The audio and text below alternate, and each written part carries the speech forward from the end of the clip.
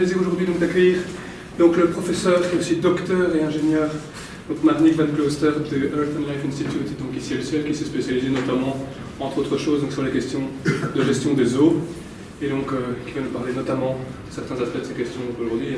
Un grand merci en tout cas d'avoir accepté notre invitation. Je passe la parole tout de suite. Oui, merci Olivier pour cette introduction. C'est un très grand plaisir d'être parmi vous et donc pour discuter cet après-midi sur la problématique de l'eau. Je suis aussi fort, pas surpris, mais je suis aussi agréablement surpris de voir qu'on sera enregistré, donc tout ce que je vais dire va me poursuivre pour le reste de ma vie. Donc je dois faire attention à ce que je dis. Alors donc j'ai proposé de discuter un peu sur la problématique de l'eau et notamment aussi la problématique de la gestion. Parce que quand on parle de la gestion, ça n'implique pas seulement les aspects purement techniques, mais aussi les aspects plutôt institutionnels, sociaux et autres. Et donc c'est pourquoi il me semble que c'est important d'en discuter dans un groupe qui est un peu interdisciplinaire, si j'ai bien compris. Votre groupe est assez interdisciplinaire, vous avez des ingénieurs, mais vous avez également des spécialistes en sciences humaines ici présentes, et je crois que cette caractérisation interdisciplinaire, multidisciplinaire est importante pour pouvoir traiter la problématique de l'eau. Donc je ne vais pas entrer dans des détails très techniques, mais je vais quand même d'abord essayer de recontextualiser la problématique. Qu'est-ce que le problème de l'eau à l'échelle planétaire? Quel est le rôle de l'eau dans le fonctionnement de tout ce qu'on voit autour de nous? Quels sont les problèmes que l'on est confronté? C'est quoi le rôle de l'agriculture là-dedans? Moi je suis dans une faculté de bio-ingénieurs où on forme des gens qui s'intéressent à la problématique agronomique mais aussi environnementale et autres. Moi je vais regarder un peu tout cela parce que l'agriculture est quand même un secteur extrêmement important dans la problématique de l'eau. Après laquelle je vais essayer de situer un peu la façon comment la gestion de l'eau a évolué les dernières 50 ans et ce qu'on devrait faire dans l'avenir pour pouvoir faire face à la problématique de l'eau à l'échelle planétaire et quels sont les grands enjeux par rapport à la recherche, par rapport à la formation, par rapport au développement. Et j'essaierai aussi de faire le lien avec notamment la problématique du développement rural qui me semble essentielle là-dedans. Alors l'eau c'est quelque chose problématique, enfin l'eau c'est une ressource élémentaire pour le maintien de la vie sur notre planète. Il est caractérisé par des aspects multidimensionnels. J'ai été transparent en anglais, j'espère que vous me pardonnez par rapport à cela. J'ai repris des éléments de présentation précédente et donc je n'ai pas changé tout ça en français. Mais bon voilà, donc l'eau il a plusieurs caractéristiques importantes sur la base de développement de la vie sur notre planète. Il est caractérisé par plein de fonctions, caractérisé par donc un aspect qu'on appelle multifonctionnel. Il est bleu, il est vert, il est gris, il est salin, il est douce, il est virtuel. Ce sont tous des adjectifs qu'on utilise pour pouvoir caractériser l'eau. Et donc aujourd'hui, je vais essayer de vous introduire un peu entre la nuance entre l'eau bleue et verte. Ce n'est pas la couleur, mais c'est le flux et l'origine de cette eau et la façon comment on peut intégrer cette catégorie de l'eau dans les bilans hydrologiques.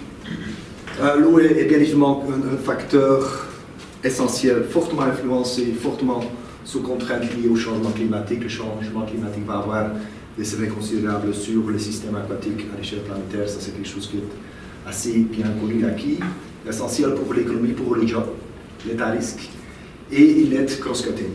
Donc, on ne peut pas parler de l'eau sans parler de la problématique alimentaire, sans parler de la problématique énergie, etc. etc. Donc, je crois que ça, c'est assez important.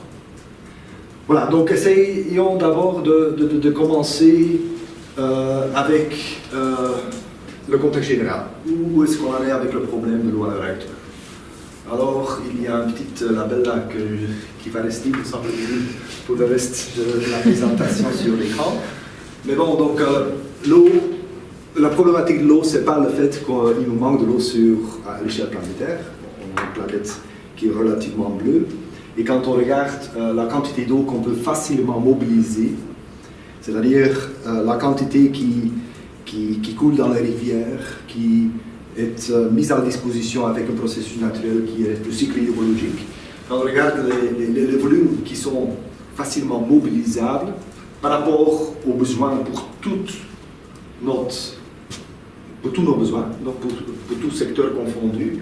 On constate que, ce sont des chiffres approximatifs, qu'en 2000, les besoins se situent aux alentours de 3000 milliards de mètres cubes d'eau par an et l'offre se situe aux alentours de 45 000 milliards de mètres cubes d'eau par an. Dans l'avenir, on va avoir une évolution, on va avoir une augmentation de la demande parce que la population mondiale change, parce que le pattern de consommation de ce qu'on fait, la façon dont on vit va changer. Donc il y a l'augmentation, mais il reste certainement suffisamment de l'eau à l'échelle de la planète, donc il n'y a pas de problème par rapport à cela.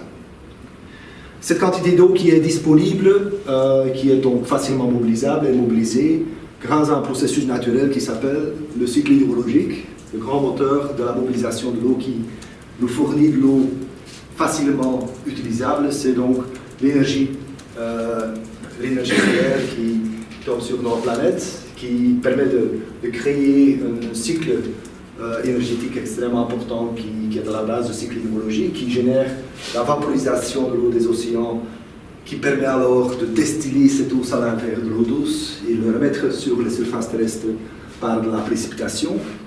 Bon, les scientifiques et les hydrologues, ils essayent de quantifier ce chiffre-là, et donc on a quelques informations par rapport à cela. Ceci, c'est un schéma très conceptuel, très compliqué. Je préfère simplifier un peu les choses. Donc, quand on regarde un peu de façon simplifiée ce qui se passe à l'échelle planétaire, il y a aux alentours de 120 000 milliards de mètres cubes d'eau qui tombent sur les surfaces terrestres par précipitation. Il y a aux alentours de 67 000 qui retournent vers l'atmosphère sous forme d'évaporation.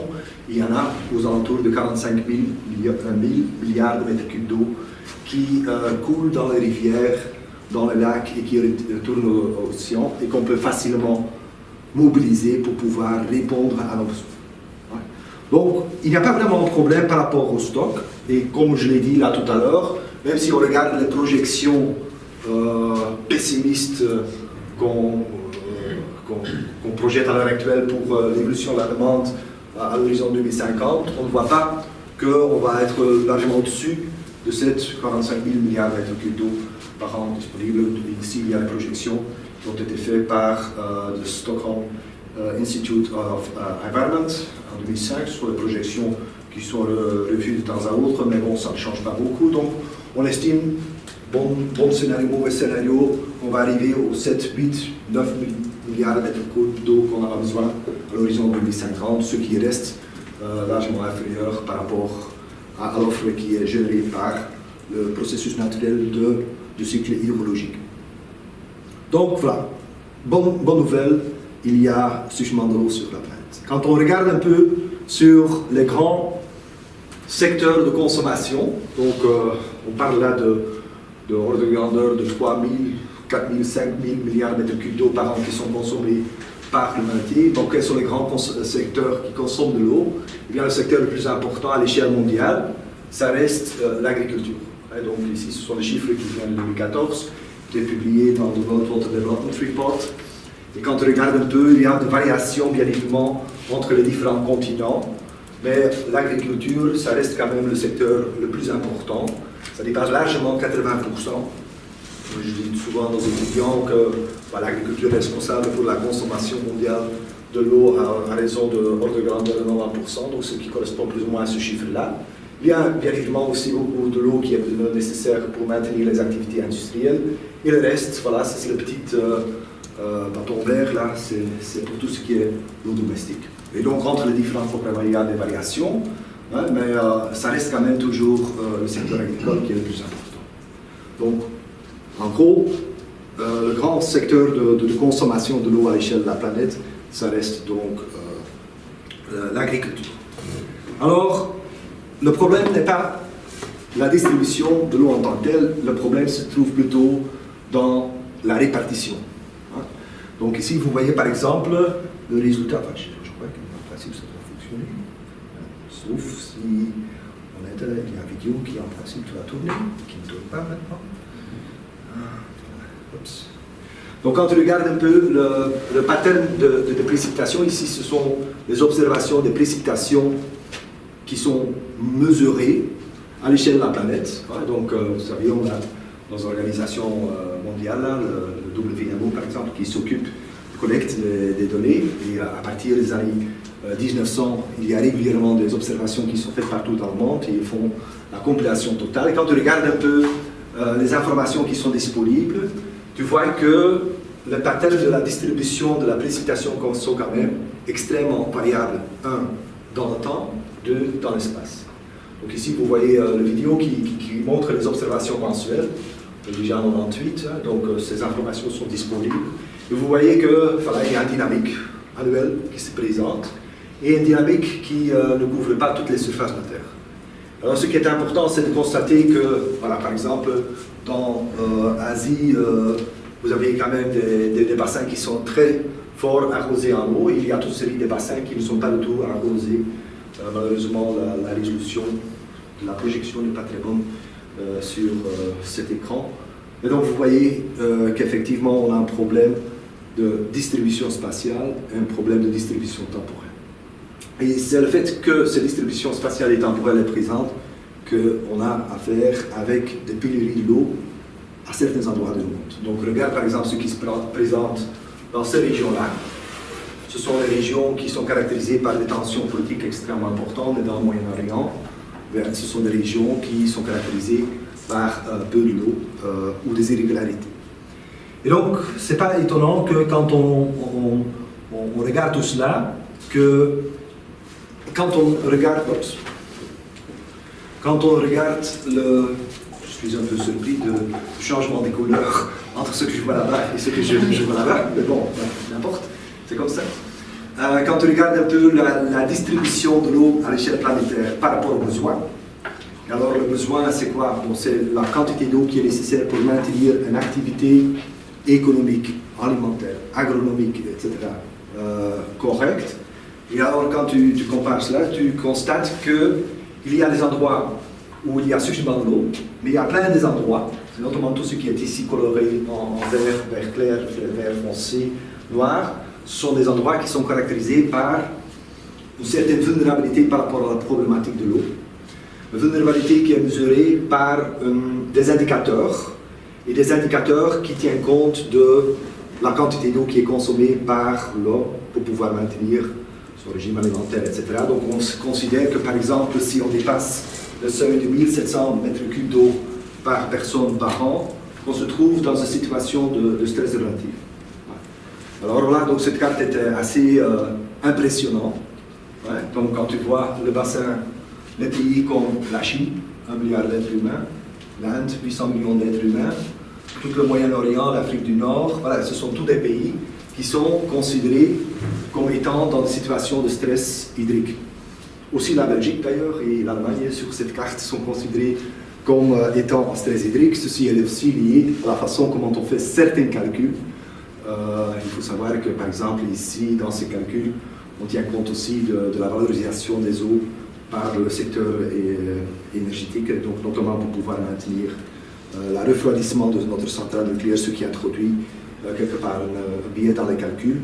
Mais bon, ça ne change pas le message important que plein d'endroits à l'échelle mondiale sont considérés par une situation de stress hydrique important. Et ceci génère bien évidemment des problèmes qui sont bien documentés dans la presse publique, mais aussi dans la presse scientifique, dans les publications scientifiques à l'échelle mondiale. Quand tu regardes par exemple la disponibilité en eau bleue, c'est donc la quantité d'eau qui est donc coule dans les rivières par rapport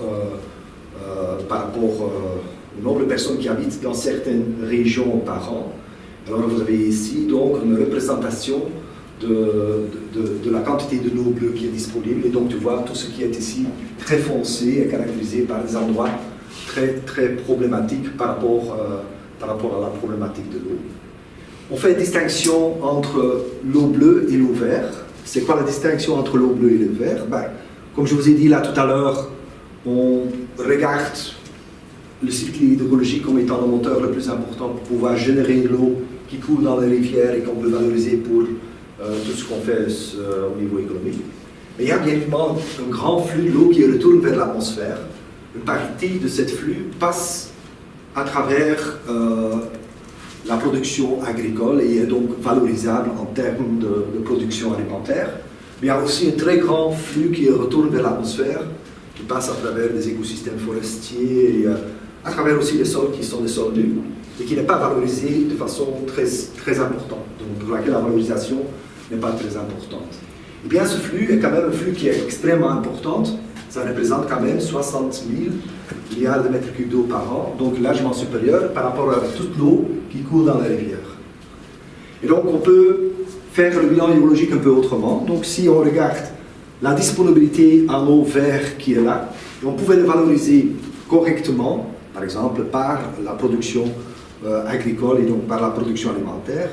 Et bien quand tu fais ce type de figure, vos images deviennent un peu plus, un peu mieux. Ouais, donc disons que ce n'est pas encore optimal, mais quand on regarde ce qui existe en termes de réserves en eau bleue et vert, on constate qu'en 2000, on a encore suffisamment de l'eau qui est disponible, à condition qu'on peut bien évidemment valoriser cette eau qui est évaporée vers l'atmosphère correctement dans les différents secteurs qu'on pouvait imaginer. Voilà. Donc ça c'est l'information de base. Le fait qu'il nous manque de l'eau bleue, ça crée bien évidemment de problèmes par rapport à la production alimentaire à l'échelle planétaire. Donc quand tu regardes ici par exemple la distribution des contraintes physiques à la production alimentaire, donc ici c'est le rayonnement, la température et l'eau. Donc de nouveau il y a une modification des couleurs qui me gêne un peu. Mais bon, en principe, donc, tout ce qui est ici rouge, mais bon, c'est devenu noir, sont des endroits où on a affaire avec des contraintes importantes par rapport à l'eau pour pouvoir faire la production alimentaire. Donc vous voyez qu'il y a plein d'endroits où effectivement l'eau est une contrainte importante par rapport à la production alimentaire et donc ça crée des tensions importantes, ça crée des pressions importantes sur la production alimentaire. Le manque d'eau crée également un problème de façon très générale sur le développement économique. Ici, c'est un résultat d'une étude qui a été publiée en Sciences l'année passée. C'est une étude assez intéressante où on essaye de mettre en évidence la relation qui existe entre le développement économique d'une part et, disons, la variabilité de l'apport d'eau dans un certain pays. Donc, qu'est-ce qu'on fait sur cette figure? Il y a deux différents axes. Le premier axe, c'est la variabilité de l'alimentation d'eau sur différents bassins. Donc, vous avez différents bassins qui sont répartis un peu partout dans le monde. Donc, vous avez le nom des bassins qui sont ici, le Niger, la Nil, le fleuve Congo, le Zambézie. Donc, vous avez les différents bassins là-bas. Et on regarde un peu la variabilité de l'apport d'eau dans ce bassin.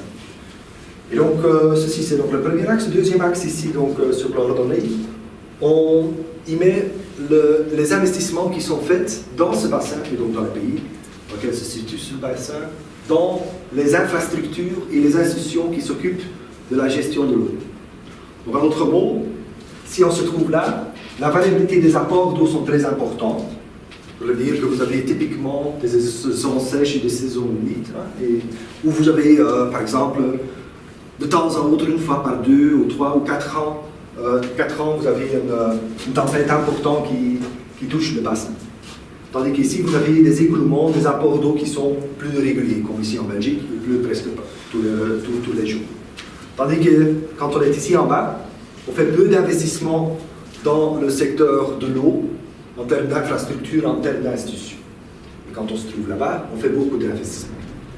Et alors, superposé par rapport à cela, ça c'est en couleur, et c'est interpolé, il y a le BNP.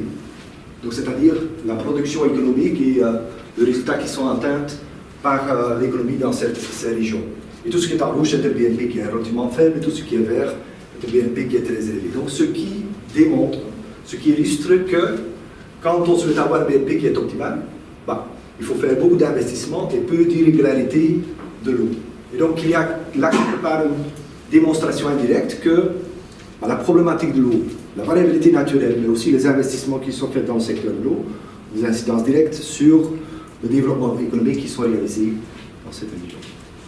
Alors, bien évidemment, cette problématique de l'eau a aussi des incidences sur les jobs, sur l'économie, dans le World Water Assessment Programme. Donc il y a un programme qui est soutenu par les Nations Unies qui vise à faire le rapport sur l'état de la ressource en eau à l'échelle planétaire sur base annuelle.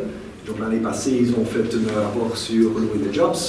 Et ils ont mis en évidence que 3 sur 4 jobs à l'échelle planétaire dépendent directement à la problématique de l'eau, ce qui n'est pas illogique, sachant la grande partie de la population mondiale qui est encore active dans le secteur agricole.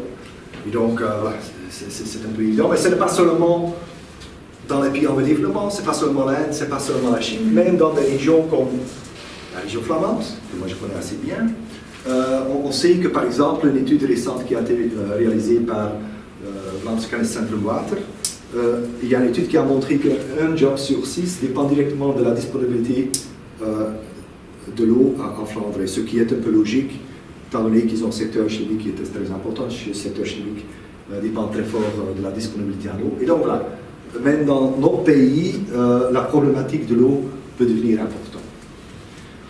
Cette problématique n'est pas passée de façon inaperçue par les grands responsables au niveau mondial, même quand on regarde ce qu'on publie à l'échelle du World Economic Forum. Donc ceci c'est encore un extrait du rapport qui a été réalisé il y a 2 ans, où à Davos on essaye de faire une cartographie des risques qui sont pesés sur le développement à l'échelle planétaire.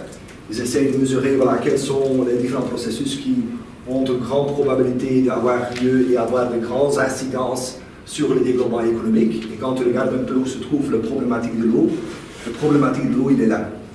Donc il est au-dessus de problèmes de tout le problème de terrorisme, ou tout le problème de crise de l'eau, ou d'autres. Donc tu vois que quelque part, les grands responsables à Davos, qui sont responsables pour le développement économique, ils estiment qu'effectivement, il y a une grande probabilité que le risque d'eau va avoir une contrainte importante sur le développement économique, et qu'il y a très peu probable que cette problématique va se présenter dans les années à venir. Ça veut dire que, bien évidemment, il y a déjà des conflits qui sont là. On peut penser à ce qui se passe dans le Moyen-Orient. Ce qui se passe dans le Moyen-Orient n'est pas découplé complètement de la problématique de l'eau. On sait très bien que, par exemple, un des problèmes en Syrie qui était à la base de la migration, c'était le fait que les récoltes n'ont pas vraiment bien réussi dans les années 2009-2010, que suite à cela, il y a eu beaucoup de migration dans le Moyen-Orient et qui a pesé des contraintes au niveau du développement de la société. Je ne veux pas entrer trop dans le détail, mais il y a un lien là entre le déclenchement des conflits politiques, des conflits géopolitiques qui sont liés quelque part à l'eau. Regarde par exemple ici de nouveau, malheureusement la carte n'apparaît pas très bien, mais ici vous avez par exemple la carte qui montre où se trouve la plus grande variabilité des écoulements de l'eau qui se présente. Et bien, toutes les régions qui sont caractérisées par les grandes variabilités des écoulements, ça ne veut pas dire qu'il n'y a pas de l'eau, il y a beaucoup de variabilité de l'eau.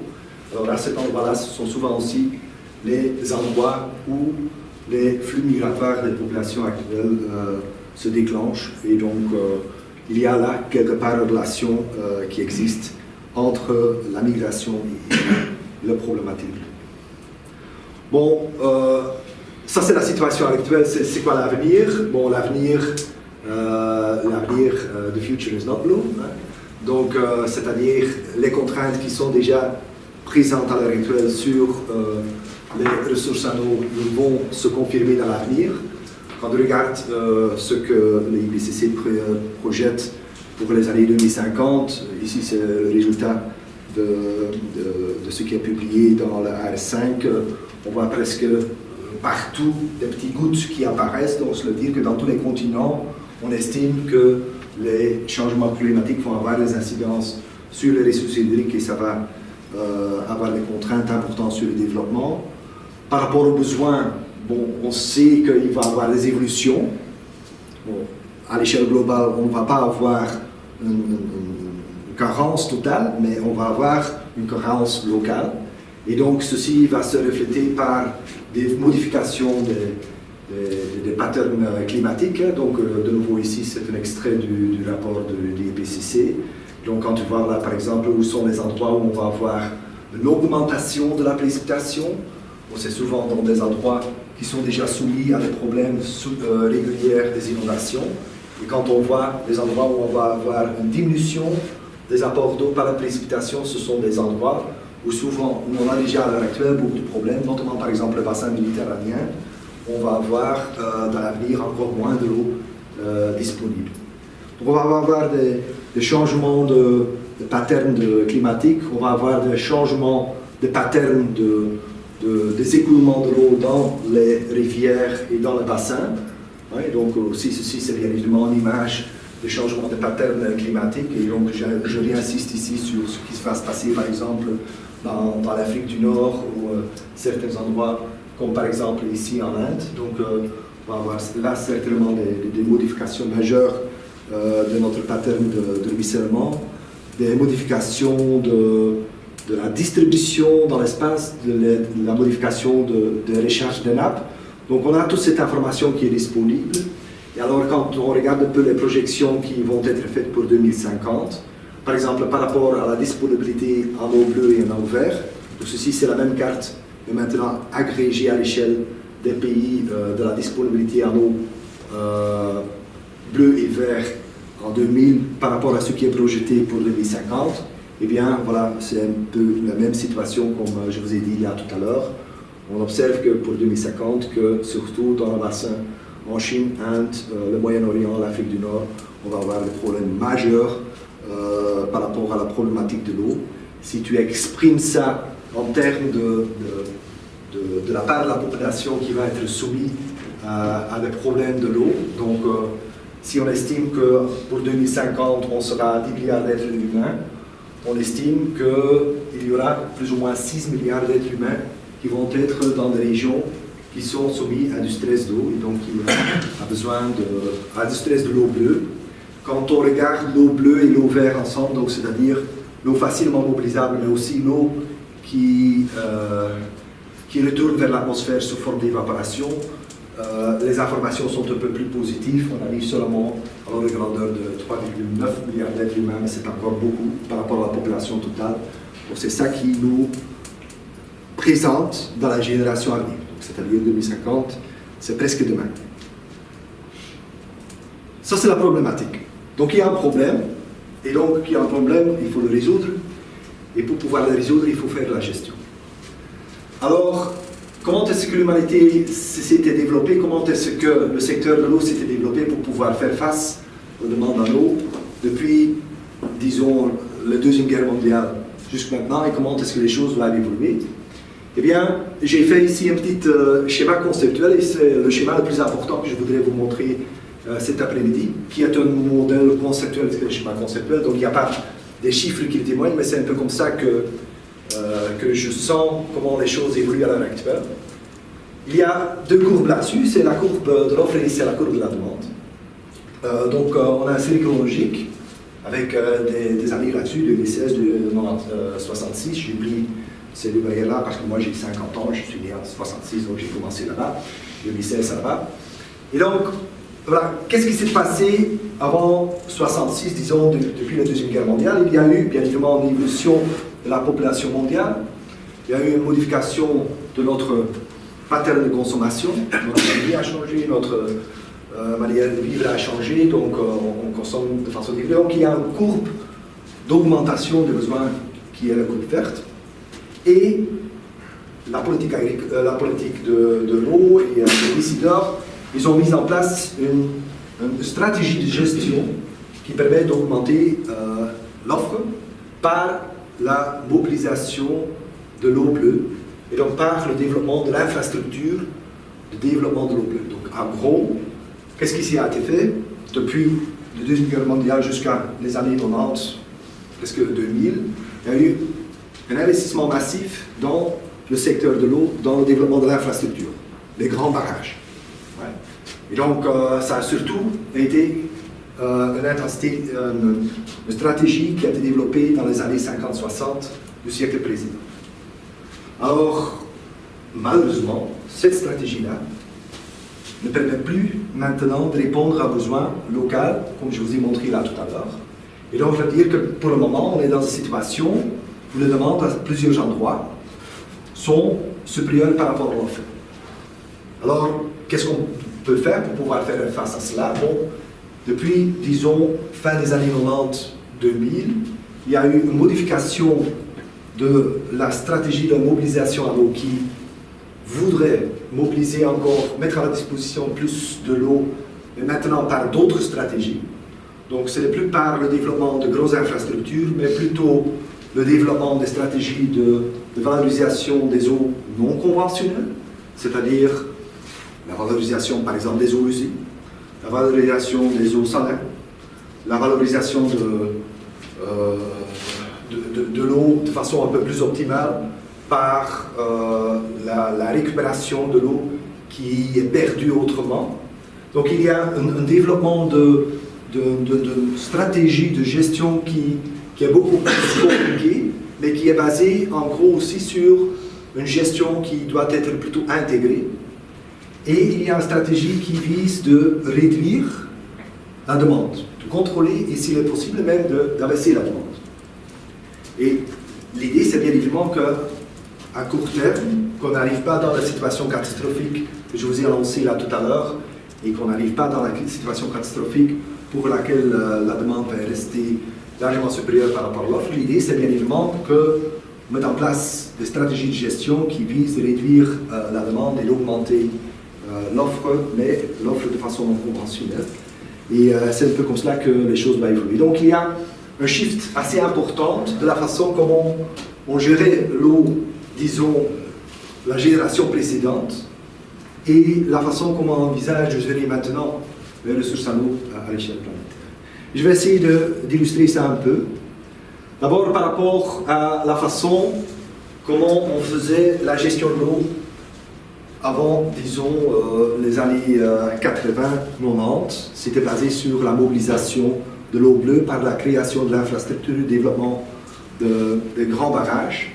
Mais c'est une stratégie qui n'est plus si importante maintenant. Vous voyez ici, par exemple, une figure qui illustre le développement des barrages qui ont été réalisés à l'échelle mondiale. Vous voyez clairement que, par exemple, dans les années 60-70, on a eu vraiment le moment où on a fait beaucoup de construction de barrages partout dans le monde pour pouvoir valoriser les eaux bleues, pour pouvoir le récupérer, l'utiliser, le mettre à la disposition pour l'humanité. Alors on voit aussi clairement que cette tendance est en train de se diminuer. Il y a encore toujours des grands barrages qui sont en train de se construire, mais par rapport à ce qui a été fait, disons les décennies précédentes, c'est quand même beaucoup moins important maintenant. Alors, oui, donc c'est la façon comme on a fait le scénario précédent. Qu'est-ce qu'on a fait également pour les régions qui souffrent de l'eau déjà? Eh bien, là, on a développé la commerce. C'est-à-dire, par exemple, dans toutes les régions qui sont en souffrance de l'eau à l'heure actuelle, il y a, surtout pour tout ce qui est la production agricole, et donc la production agricole qui est extrêmement consommateur en eau, si on n'a pas suffisamment d'eau, on fait l'importation. Donc vous voyez par exemple ici une petite figure qui illustre comment on importe des céréales en fonction de la disponibilité en eau, qui est donc quelque part une représentation de l'utilisation de la commerce agricole pour pouvoir faire face aux problèmes de carence en eau. Donc à partir d'un seuil de ordre de grandeur de 1000 m3 d'eau par an par personne, il y a visiblement un stress qui se présente, et ce stress se répercute par une importation importante de produits agricoles dans ce pays-là. Et donc, vous voyez ici qu'en Syrie, Libye, l'Arabie Saoudite, par exemple, c'est ces pays-là qui ont vraiment une carence chronique de l'eau. Ils sont complètement dépendants de l'importation en eau par les autres pays. Alors, quand tu regardes cette commerce de l'eau, donc cette transfert de l'eau virtuelle. Donc ici, il y a des cartes qui illustrent un peu les flux. Tu vois par exemple qu'effectivement, les régions qui sont riches en eau, qui sont aussi riches en production agricole et tous les autres biens, ils peuvent exporter beaucoup de l'eau partout dans le monde. Et donc, tu vois par exemple les grandes consommatrices ici, en Asie, Chine, ici dans le Moyen-Orient, l'Afrique du Nord, même en Europe. Hein. On fait beaucoup d'importations de produits agricoles en Europe, parce que là, à certains endroits, on n'a pas suffisamment d'eau pour pouvoir maintenir la production agricole. Donc, ça, c'est la façon comment on l'avait fait, et on estime que ça va continuer à être fait dans l'avenir.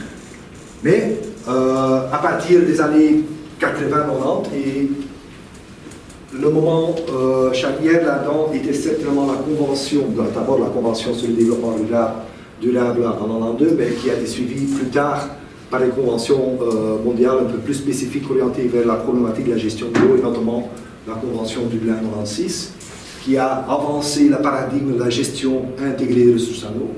Et bien, à partir de ce moment-là, on avait développé une stratégie. On s'était rendu compte que on entre dans une situation où la demande ne va pas être suffisamment par rapport à l'offre. Et on s'était rendu compte qu'effectivement, il faut changer les stratégies de la gestion. Il ne faut plus seulement se baser sur les grandes infrastructures, sur les grands barrages, sur la commerce et le transfert des produits agricoles d'une région à l'autre, mais il faut encore faire d'autres choses pour pouvoir faire face aux problématiques de l'eau. Alors, là-dedans, c'est donc voilà, la première chose qu'on pouvait faire, c'est par exemple valoriser les eaux non conventionnelles. Alors, je voudrais revenir de nouveau sur ce petit schéma simple de cycle hydrologique. La valorisation des eaux non conventionnelles, c'est entre autres de mieux valoriser cette eau qui retourne vers l'atmosphère qu'on appelle l'évapotranspiration. Cette eau qui est perdue, qui représente à l'échelle mondiale une quantité d'eau de 67 000 milliards de mètres cubes d'eau par an. Eh bien, seulement une très petite partie de ces 67 000 est valorisée par la production agricole et est donc bien valorisée pour l'humanité. Donc, ce qu'on pouvait imaginer, c'est de développer des stratégies qui permettent de mieux valoriser cette eau et donc de récolter cette eau de telle façon que ça ne disparaît pas comme cela dans la nature. Comment peut-on le faire? Typiquement, on pouvait faire ce qu'on appelle the water harvesting projects. C'est la récolte de l'eau. Typiquement, on est ici en région semi-aride. Région semi-aride, typiquement, voilà, on a l'Afrique du Nord, ici c'est une photo de la Tunisie. Vous avez pas beaucoup de pluie là-bas, mais il pleut quand même.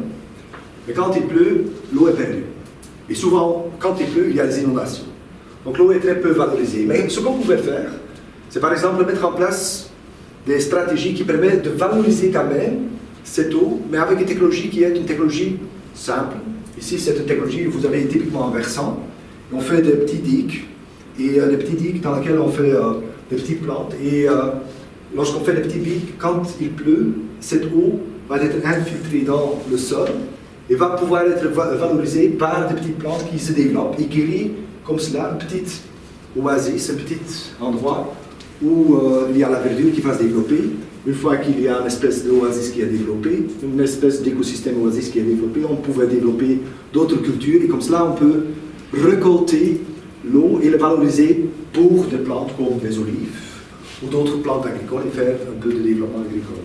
Et on valorise les eaux de façon simple. Donc ceci c'est une valorisation simplifiée de l'eau qui, quand on ne fait pas ça, sera perdu par évaporation ou par infiltration de la masse souterraine et ne sera pas valorisé. Ici, ce sont des autres projets, ce n'est pas très spectaculaire, ce n'est pas la haute technologie, mais ce sont des petits paysages dans lesquels on met des petits aménagements sur les sols, ce sont des petits murs de gabions comme cela qu'on met, et qui permettent de créer des barrières aux écoulements, auxquels on fait un peu des aménagements agricoles, on fait un peu des semences de différentes cultures qui sont très résistantes à la sécheresse, qui poussent quand même et qui développent un peu de verdure, à partir de laquelle on peut développer des autres cultures et développer de l'agriculture, et comme ça on va lutter contre la désertification, mais on va surtout valoriser les eaux qui seront perdues autrement. D'autres choses, comme ici, ce sont des petits projets de valorisation de l'eau. Ici, c'est une photo qui m'avait été transmise par mon collègue Chang, qui travaille sur la culture des ail en Niger. Donc c'est pas bon, on est dans une situation très désertique. On crée des petits endroits où on met un peu de milieu poreux, un peu de matière organique. On fait un peu de l'eau et on fait un peu de semences. Et puis il y a des petites cultures comme cela qui se développent et ces cultures peuvent être valorisées. Alors une fois que cette couverture est présente, ça permet de créer une barrière et alors tous les autres eaux qui tombent éventuellement sur le site peuvent être beaucoup plus facilement valorisées. Et donc on crée des barrières de verdure qui, à moyen terme et à long terme, vont avoir des incidences sur la façon comment l'eau va circuler dans cet écosystème. Ça a du impact. Vous voyez ici, par exemple, des photos qui ont été prises des années 75 jusqu'à 2005 en Niger. Donc tu vois, par exemple, ici, c'est encore une ancienne photo, c'est une photo aérienne, ce n'est pas une analyse très détaillée, c'est très qualitatif, mais quand même, ça a été publié en Science. Tu vois une photo avec peu de verdure, après 30 ans de travail, donc c'est une génération, on voit que la verdure est beaucoup plus développée. Et alors on pouvait imaginer que même entre cette verdure, tu vois, il y a des petites autres prairies là qui se développent.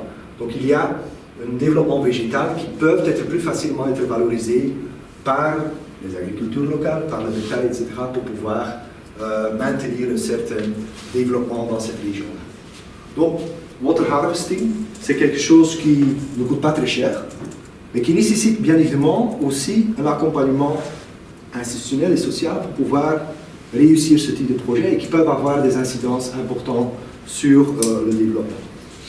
Alors, le water harvesting génère bien évidemment pas seulement une utilité agronomique et agricole et économique, il y a toute une série d'autres fonctions écosystémiques qui sont liées à cela. Et donc, ce type de technologie simple réalise quand même toute une série de fonctions positives pour le paysage, pour la région, en termes d'approvisionnement en eau, en termes de régulation des flux, en termes aussi de support pour toute une série des autres activités quand il y a effectivement ce type de projet. On peut produire du bois, par exemple, pour les besoins énergétiques, etc. Donc, il y a beaucoup de possibilités qui sont associées à la valorisation de cette eau usée non conventionnelle. Donc ça, c'est une stratégie qu'on pouvait suivre. Si on souhaite suivre cela, et on insiste beaucoup, les grandes organisations comme les FAO, par exemple, ils insistent beaucoup à ce qu'on développe ce type de stratégie. Ça touche une grande population, ça touche de très grands territoires, mais ça nécessite bien évidemment un accompagnement, pas seulement technique, mais surtout institutionnel, social et économique. Autre type de ressources qu'on pouvait imaginer de valoriser, c'est la réutilisation des eaux usées. Donc on produit beaucoup d'eau usée. Ces eaux usées sont souvent rejetées dans la nature, ne sont pas du tout valorisées. À l'échelle mondiale, seulement 10% des eaux usées à l'échelle planétaire sont épurées. Donc, ici en Belgique, on a des stations d'épuration. En Europe, on a des stations d'épuration. Stations d'épuration intensives ou extensives, il y en a un peu de tout. À l'échelle planétaire, c'est quand même une très faible quantité de l'eau eau usée qui malheureusement est valorisée et qui souvent est rejetée comme cela dans la nature et qui génère aussi des incidences importantes sur l'environnement. Alors voilà, on peut bien évidemment penser à valoriser ces eaux usées pour pouvoir par exemple faire la production agricole et ça ne nécessite pas toujours des technologies très, très sophistiquées. Quand on est dans les pays au développement, typiquement quand on est dans un milieu aride comme les régions qui sont touchées par cette pénurie très importante de l'eau, on peut facilement développer des stratégies d'épuration qui sont basées sur la biodégradation. Donc ici vous avez typiquement des lagunes, des lagunes d'eau dans lesquelles, par la conception de ces lagunes, on essaie de stimuler la biodégradation de ces eaux usées, qui génère alors une eau qui est riche en éléments nutritifs, mais qui peuvent être valorisés dans l'agriculture. Ici, vous voyez par exemple le résultat de l'eau qui sort de station de lagunage à Oujda, donc proche de la frontière algérienne dans le Maroc oriental. Et donc typiquement, voilà, c'est une station qui a été installée en 2015 et qui permet maintenant de produire une petite rivière d'eau qui peuvent être valorisées dans l'agriculture. Donc c'est une ressource qui est là et qu'on peut facilement valoriser. Une autre ressource, et on n'en a pas beaucoup parlé pour le moment, mais une autre ressource qui est facilement, ou qu'on pouvait valoriser mieux dans l'avenir, c'est ce qu'on appelle les ressources qui se trouvent dans le milieu souterrain. Donc la majorité des efforts qui ont été faits par l'humanité à l'heure actuelle se sont concentrés sur les eaux de surface, la valorisation des écoulements dans les rivières, dans les lacs, dans les retenues et tout cela. Et alors, il existe heureusement aussi beaucoup de ressources en eau qui se trouvent dans les milieux souterrains, souvent en grande profondeur, qu'on peut valoriser mais qui sont très peu valorisées à l'heure actuelle. Quand tu regardes ça par rapport à la valorisation des eaux de surface. Ces eaux souterraines, on peut les valoriser par exemple en tant que complément pour pouvoir faire, par exemple, la production agricole, pour pouvoir faire de l'eau potable, mais ça nécessite bien évidemment aussi une caractérisation. La difficulté de cette ressource, c'est le fait qu'on ne sait pas exactement où ça se trouve, et souvent, ces eaux ne sont pas nécessairement en bonne qualité. Donc la qualité de ces eaux dépend bien évidemment fortement de la géologie dans laquelle ça se trouve. Donc la gestion des ressources non conventionnelles permet éventuellement donc, de donner un boost à l'offre de l'eau et donc de changer la tendance de cette courbe par le actuelle. Une deuxième chose qu'on doit faire, c'est bien évidemment aussi travailler sur la demande. C'est-à-dire, on doit essayer de réduire la demande. Et quand on dit réduire la demande, c'est logique qu'on essaye d'abord de regarder le secteur agricole parce que c'est le secteur le plus consommateur en eau à l'heure actuelle. Pourquoi est-ce que ce secteur est extrêmement consommateur? C'est parce que la majorité de la production céréalière à l'échelle planétaire est encore réalisée dans ce qu'on appelle le périmètre irrigué. 60% de la production céréalière est réalisée dans des conditions irriguées. 40% de la production alimentaire est réalisée dans des conditions irriguées, 60% des céréales. La majorité des systèmes d'irrigation qu'on utilise à l'échelle planétaire sont des systèmes qui ne sont pas considérés comme extrêmement efficaces.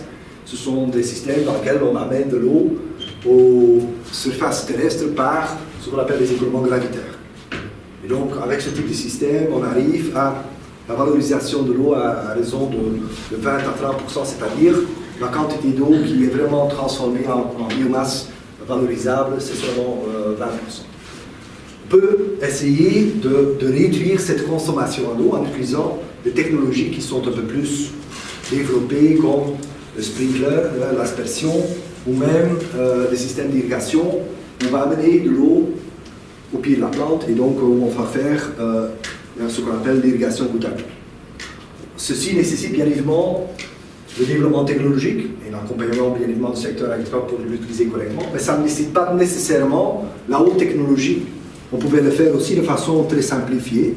Par exemple, il existe des techniques d'irrigation qu'on appelle d'irrigation à partir des vases en terre cuite. Donc c'est un système d'irrigation qui est basé sur le fait qu'on met les vases en terre cuite, on met un peu de l'eau, par capillarité, l'eau va sortir de ces vases et va alimenter la zone racinaire des plantes et on fait une irrigation localisée, très efficace, avec une technologie très low technology, mais qui est quand même extrêmement efficace pour pouvoir répondre à la demande. Et donc, ce n'est pas étonnant quand on réfléchit sur cette problématique de l'eau dans le secteur agricole qu'il y a plein de pays qui sont en souffrance de l'eau à l'heure actuelle, que dans ce pays on développe des programmes importants des économies de l'eau dans le secteur agricole, comme par exemple au Maroc, on travaille beaucoup au Maroc. Et donc par exemple il y a un programme national de l'économie de l'eau au Maroc qui a été déjà développé dans les années 2000. Et l'ambition de ce type de programme, c'est typiquement essayer de réduire les consommations de l'eau dans le secteur agricole en regardant de 50%, essayer bien évidemment d'augmenter la résilience vis-à-vis du changement climatique, essayer d'augmenter la productivité de l'eau, c'est-à-dire donc la valorisation de l'eau dans des produits qui sont utiles pour l'humanité, augmenter la productivité économique, augmenter les bénéfices pour les agriculteurs, maintenir les jobs dans le secteur agricole et, s'il est possible aussi, de protéger l'environnement et de lutter contre la désertification. Pourquoi est-ce que c'est important? Bon, c'est entre autres lié au fait, et alors là je voudrais revenir sur cette notion de l'eau verte et de l'eau bleue, c'est lié au fait que l'efficacité avec laquelle l'eau est utilisée par les plantes agricoles est bien évidemment directement liée à la quantité d'eau, à la quantité de production des plantes. Donc vous avez ici une figure qui montre le water productivity, c'est l'inverse de l'efficience. Donc il faut presque retourner cette figure. Donc qui illustre l'efficience de l'utilisation de l'eau en fonction de la production agricole par hectare. Donc, cette figure-là, il illustre que lorsqu'on a des productions agricoles qui sont très faibles, donc lorsqu'on a des productions faibles, on va avoir une efficience qui est relativement faible. Alors, lorsque cette production à l'échelle d'hectares devient extrêmement importante, l'efficience de l'utilisation de l'eau devient très importante. Et pourquoi est-ce important? Pourquoi est-ce qu'on observe cela? C'est simplement lié au fait que quand vous avez une production agricole qui est relativement faible, vous allez avoir des plantes un peu partout sur vos parcelles agricoles. Vous allez avoir beaucoup de sol nu entre votre plante et ce sol nu va continuer à évaporer, donc tu vas perdre beaucoup de l'eau. Par contre, si vous avez une production agricole qui permet de couvrir complètement la surface du sol et donc vous avez un niveau de production très important, tu vas alors protéger les sols à perdre de l'eau inutile et donc tu vas valoriser vos eaux beaucoup plus utilement. Donc, ça veut dire que dans la réflexion agricole, il faut mieux donc intensifier votre agriculture et assurer à ce que vous avez plein de bons endroits mais qui sont pleins de l'eau et plein de produits agricoles, plutôt de le disperser et d'avoir des parcelles qui ne sont pas. Donc, on peut donc faire un travail sur le développement de la non conventionnelle. On peut travailler sur la demande. Et donc, ça c'est quelque part la stratégie qu'il faut suivre. Mais alors, si on souhaite faire ça, que faut-il faire? Donc, on a beaucoup d'expérience avec cela. C'est quelque chose qui est bien documenté. Malheureusement, par rapport à la valorisation des eaux usées, par rapport à la valorisation de l'eau salée, par rapport à la valorisation des autres ressources de l'eau, les stratégies par rapport à l'augmentation de l'efficience, à la réduction de la demande, là, on n'a pas encore beaucoup d'expérience. Et donc, je crois que là, le way forward, c'est de développer des programmes de démonstration, de tester. Et donc, voilà, je crois que ce qu'on doit faire pour pouvoir mettre en place de façon efficace cette autre stratégie de la gestion, il faut expérimenter avec ces nouvelles techniques, il faut expérimenter les nouvelles compétences, mais il faut aussi travailler sur d'autres organisations de la façon comment on gère de l'eau, distribue de l'eau dans les différents sociétés. Donc le way forward, la manière d'avancer dans l'avenir, c'est la vision, c'est donc faire l'expérience avec les nouvelles techniques, concevoir des contextes politiques, institutionnels et autres qui permettent alors de gérer les eaux non conventionnelles, de diminuer aussi les demandes et aussi faire ce qu'on appelle le capacity building pour la valorisation des eaux non conventionnelles de telle façon que les utilisateurs effectivement apprennent à réduire leur consommation et utilisent correctement ces choses-là. Et c'est quelque chose que je vais essayer d'illustrer dans la suite du séminaire. Je ne vais pas parler de cela parce que moi je suis agronome, je ne connais pas suffisamment, je n'ai pas le background en sociologie et sciences politiques pour pouvoir proposer des solutions par rapport à cela, mais je crois que là, des consortiums comme le Louvain-Fort, où on rencontre des acteurs de différentes disciplines, pouvaient éventuellement donner une réponse à cela. Je vais surtout parler un peu de cela et donner un exemple de cela. Comment est-ce qu'on peut expérimenter, proposer des programmes qui permettent d'expérimenter les choses. Je vais d'abord montrer un peu les résultats d'un doctorat qui a été réalisé par Nicolas. Je le montre ici parce que normalement c'est Bernard Fels qui est ici et Nicolas c'est le fils de Bernard. Donc là, je ne savais pas qu'il ne serait pas présent, il va être à la faculté de médecine pendant je dois faire attention, c'est enregistré. Qu'est-ce que Nicolas a fait? Donc il a essayé de regarder un peu comment est-ce que les systèmes d'irrigation au Maroc fonctionnent. L'hypothèse de départ, c'est des systèmes d'irrigation qui sont donc à la base de la production alimentaire au Maroc, qui est un secteur important au niveau du développement économique dans ce pays-là. La majorité des systèmes d'irrigation avant les années 2000 étaient basés sur l'irrigation gravitaire, qui est caractérisée par une efficience relativement faible, d'ordre de grandeur entre 40 et 75%.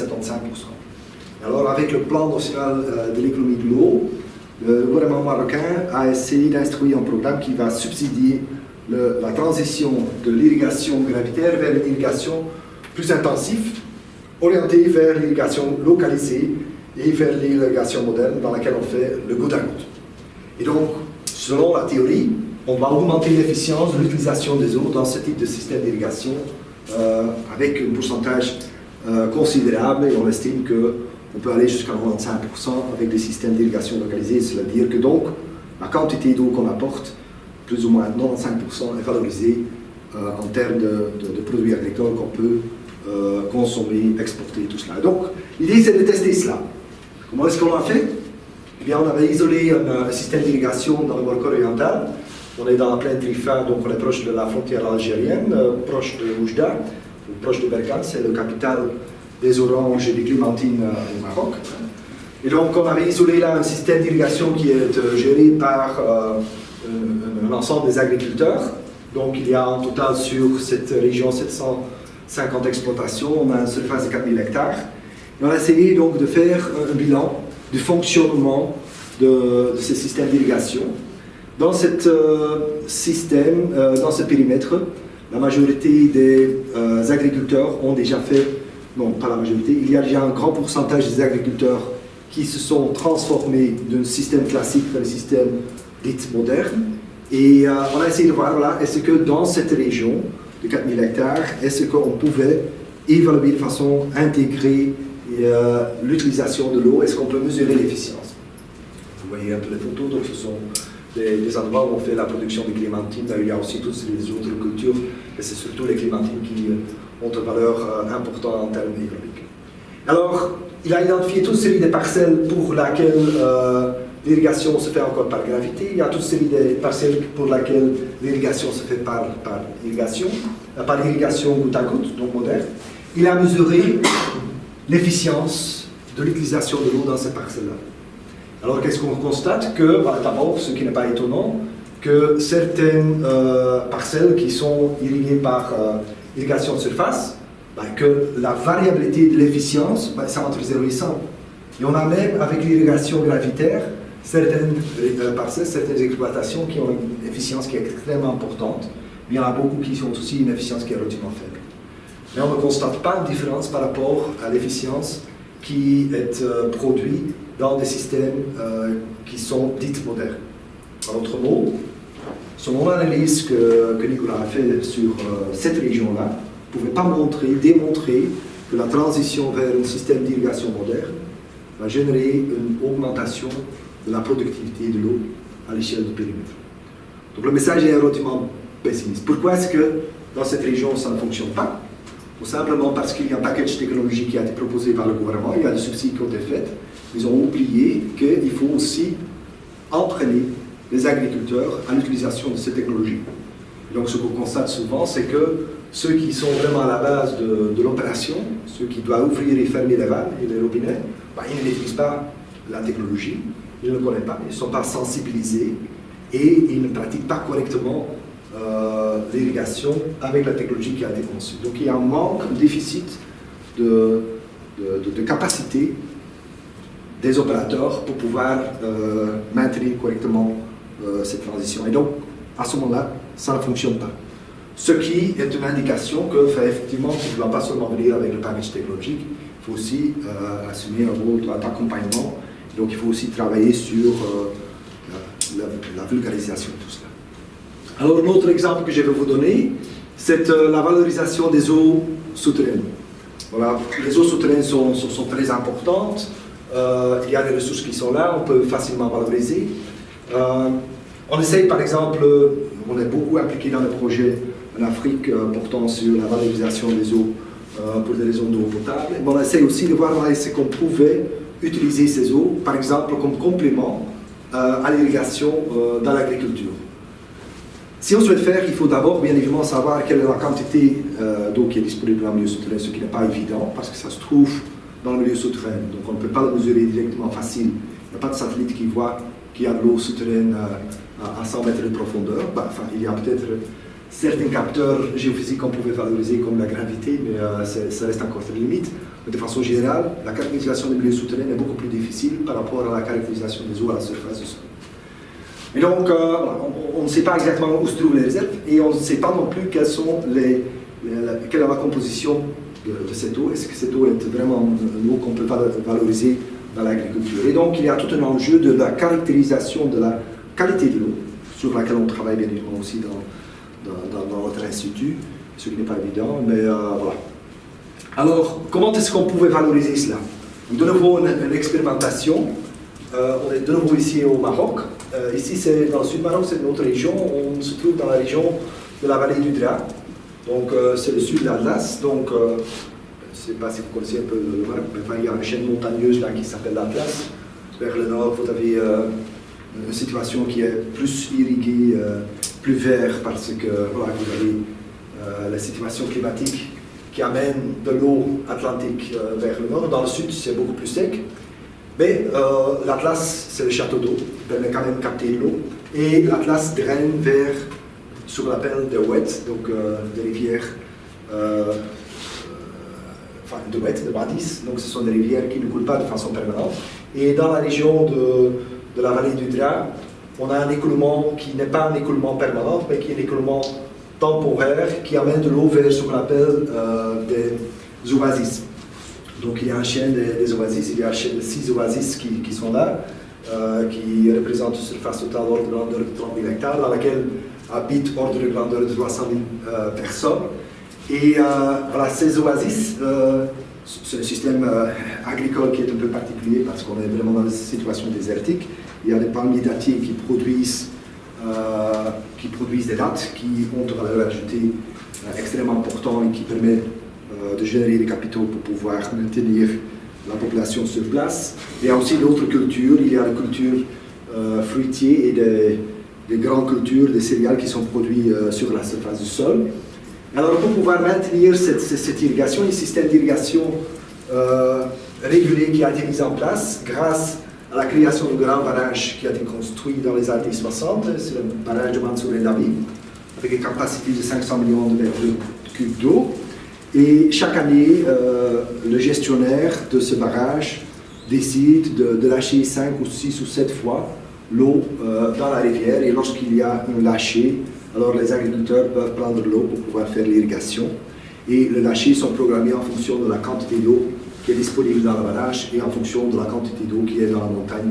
Donc il y a toute une projection qui a été faite. Le problème qu'on a dans ce système-là, comme dans tous les systèmes dans cette région, c'est de nouveau la variabilité temporelle qui est extrêmement importante. Ici, vous voyez par exemple le bilan hydrologique à l'échelle du barrage qui a été réalisé depuis 1973 jusqu'à 2002 parce qu'on a arrêté le projet là en 2002. Et vous voyez qu'effectivement, il y a des années qui sont extrêmement bien arrosées, mais il y a aussi des années qui sont très secs. Hein. Donc typiquement 83, 85, 86, 87, c'est 4 ans affilés où il n'y a presque pas d'eau. Bien évidemment, dans cette situation-là, l'agriculteur ou le secteur agricole dans cette région en souffre, il n'y a pas d'eau, donc on ne peut pas faire l'irrigation, et donc ça génère des incidences très importantes. Alors, s'il n'y a pas de l'eau, qu'est-ce que les agriculteurs font? Et bien évidemment, ce qu'ils pouvaient éventuellement faire, c'est de voir est-ce qu'il n'y a pas de l'eau dans le milieu souterrain. Et dans ce cas-ci, ça existe. Donc, dans les oasis, par exemple, il y a une géologie qui a été comme cela, que lorsqu'il y a un écoulement, bien évidemment, la rivière, quand ça coule, ce n'est pas complètement étanche. Donc, je veux dire que vous avez des infiltrations lorsqu'il y a des écoulements, et donc les nappes souterraines se rechargent, et donc il y a des nappes qui sont prises en lac, qui peuvent capter de l'eau et qu'on pouvait éventuellement valoriser. Lorsqu'on se trouve en situation de pénurie de l'eau, les agriculteurs, ils vont forer, ils vont chercher l'eau en milieu souterrain, mais ce système n'est pas bien régulé, c'est sur base des individus. Les lâchers, ça c'est quelque chose qu'on peut réguler à partir du barrage, parce qu'on ouvre le barrage ou on le ferme, et donc ça c'est quelque chose qu'on peut facilement réguler. Le fait qu'on va prendre de l'eau dans le milieu souterrain, ce n'est pas quelque chose qu'on peut réguler facilement, et donc on voit que ça se fait de façon un peu anarchique et pas bien géré à l'heure actuelle. Alors ce qu'on a essayé de faire, c'est de voir, voilà, si on a maintenant ce système qui est fonctionnel, si on ne fait pas une gestion où on tient compte de la présence des eaux souterraines, ou si on fait une gestion dans laquelle on tient compte du fait qu'effectivement les agriculteurs vont commencer à pomper l'eau, est-ce qu'on ne pouvait pas faire une optimisation un peu plus intelligente de l'utilisation des eaux? Donc là, on fait l'utilisation, on utilise des techniques de la recherche opérationnelle. Et on regarde par exemple un indicateur qui est le niveau de la nappe dans le milieu souterrain, qui a été reconstruit avec un modèle hydrologique relativement simple. Et on constate par exemple que quand on ne tient pas compte de l'aspect de gestion conjointe des eaux de surface au souterrain, que la nappe il va continuer à diminuer. Et donc je veux dire qu'à terme, les agricultures vont épuiser les nappes souterraines qui sont disponibles dans cette région. Par contre, si on arrive à mettre en place une stratégie de gestion qui permet d'optimaliser la consommation en eau par les agriculteurs en tenant compte du fait qu'il y a des eaux de surface et eaux souterraines, on arrive à créer des scénarios pour lesquels le niveau de la nappe reste relativement constant. De nouveau, ça illustre que si on accompagne le secteur agricole dans cette situation avec un peu de technologie, un peu de formation, on peut arriver à des solutions, même si on est dans une situation contraignante, pour pouvoir faire face à l'irrégularité temporelle des apports d'eau qui se présentent dans ce bassin.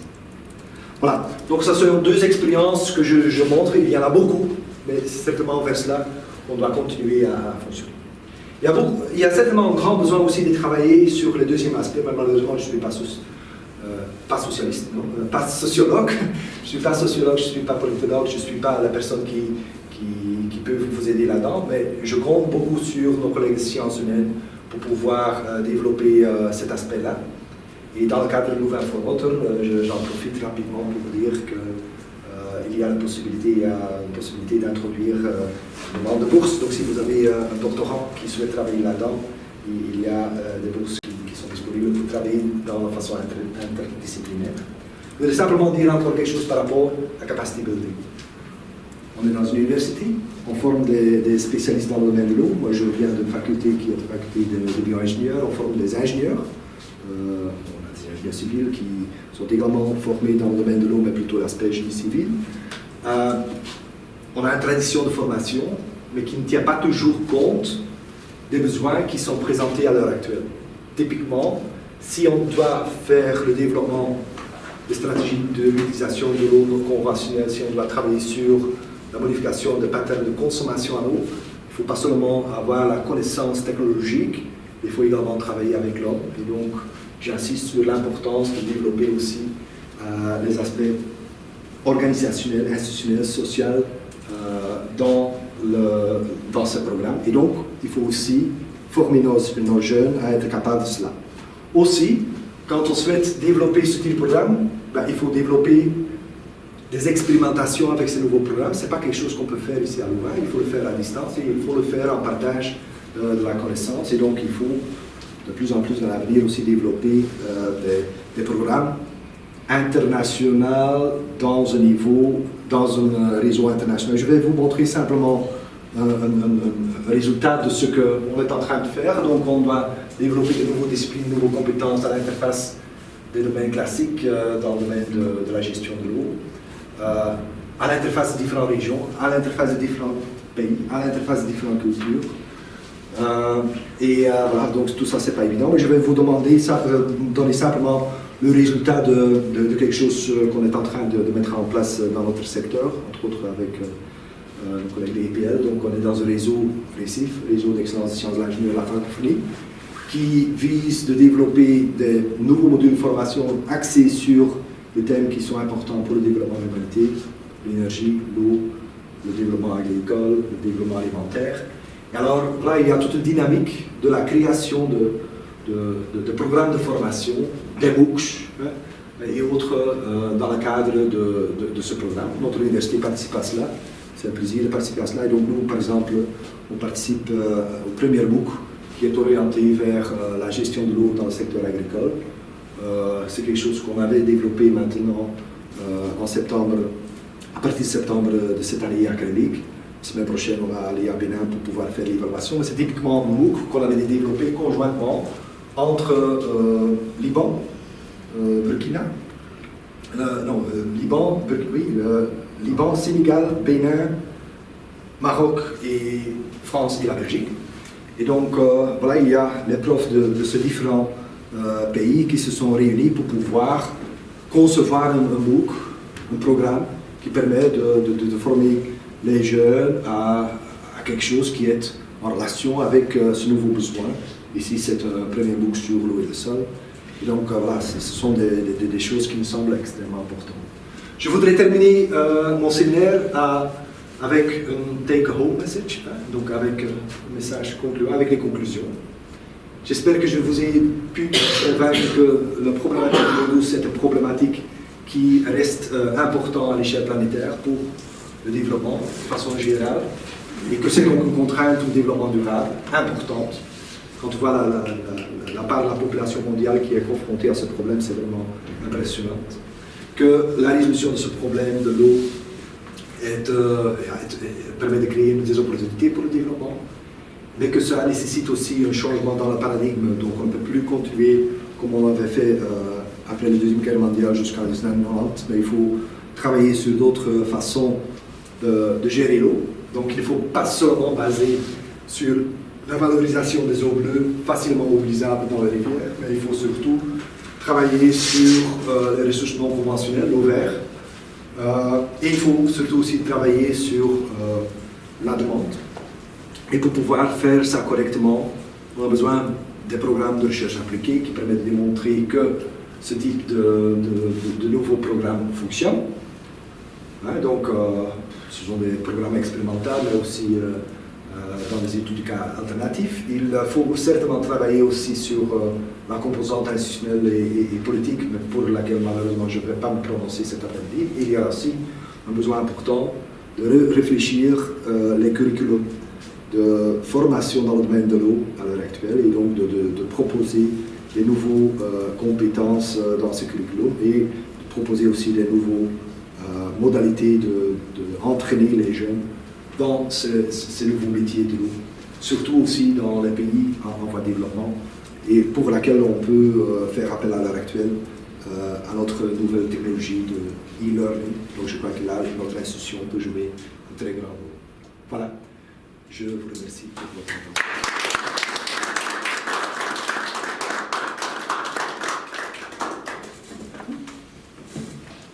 Pour les questions, questions et réactions.